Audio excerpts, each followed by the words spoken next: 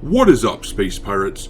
This is your captain, the ever-charming Dr. Disaster, and every time that I hear something new about Dragon Age The Veilguard, it becomes more apparent that the people who created it are morons of the highest order. You were literally too stupid to insult.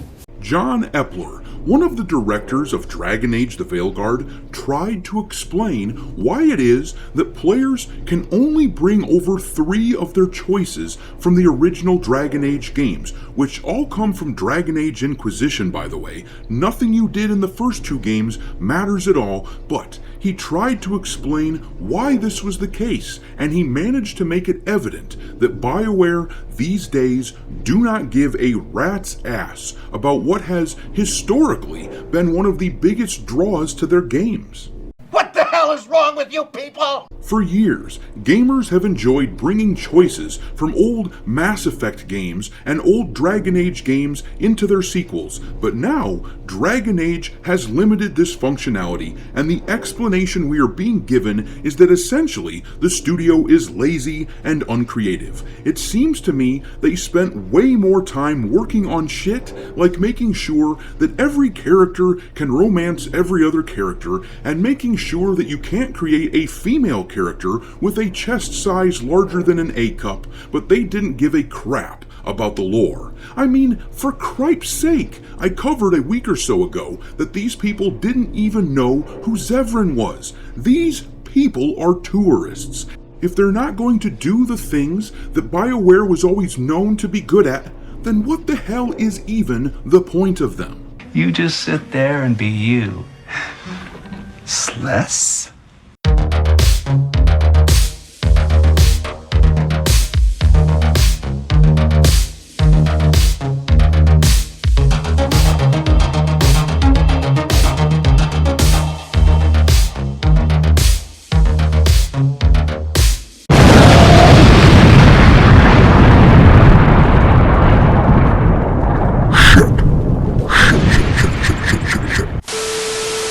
Alright, me hearties, make sure you like this video and subscribe to the channel if you haven't already, and also, don't forget to follow me on Twitter, where I keep a list of woke and DEI infected games pinned to the account at all times for your reference. My handle on the platform is Dr. Disaster 1.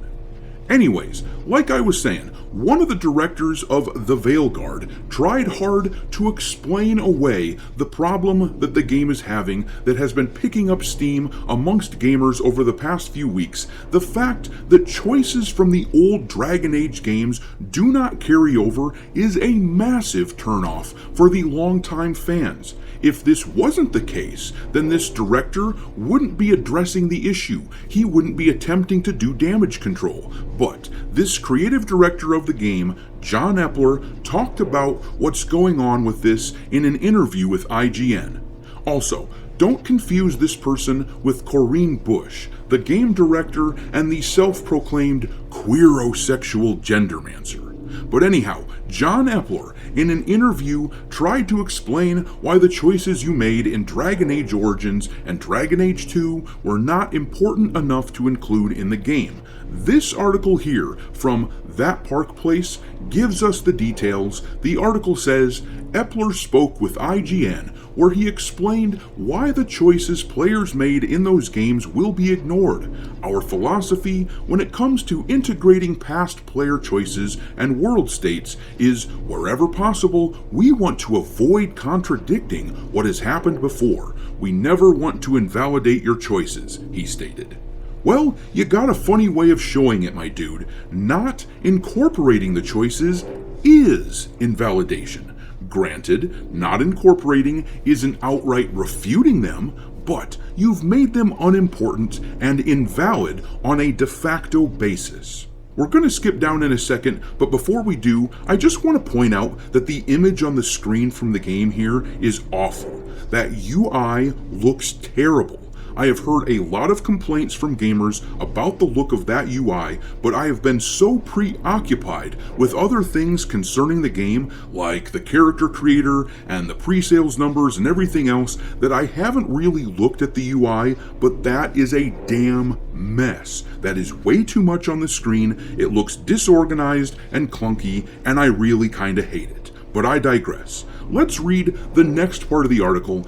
Epler then explained it has more to do with the game's setting than anything. For Dragon Age The Veilguard, among many reasons why we moved to Northern Thedas is it becomes a little bit more of a clean slate for us. There's not as many decisions you have made up to this point that have an impact on what's happening in Northern Thedas, and we don't have to speak directly to things like who is the Divine, because again, that's happening in the south. So what this guy is saying is that they couldn't be bothered to incorporate stuff from the old game.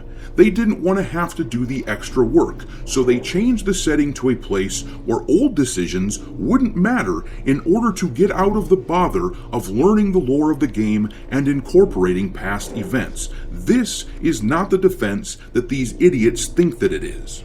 I mean, remember that this was one of the guys in that clip that we covered a week or so ago, where they were trying to do some marketing for the game. They were looking at characters from Dragon Age's past and doing a smash or pass format with them. And when they put Zevran on the screen, none of the 4 people who were on the video even knew who he was. That would be like working on a Superman game and going, Jimmy Olsen? Who's that? It was clear evidence that these people had never even played the old games. And this shit where they are avoiding the expectation that we would have choices that carry over from the old titles, this is evidence that they do not care about what gamers want. They don't care about lore. They didn't even care about the graphics or the UI, which obviously are fundamental parts of any game, and they didn't care, quite obviously, because the game looks abysmal. They just wanted to push the weird crap that we are seeing in this game. They just wanted to pander to the so-called modern audience. They wanted the brownie points of making every character pansexual and adding top surgery scars and cellulite in the character creator. Their priorities are misaligned with the things that gamers want out of their games, which is why I keep hearing that pre-sales numbers from retail stores are way down.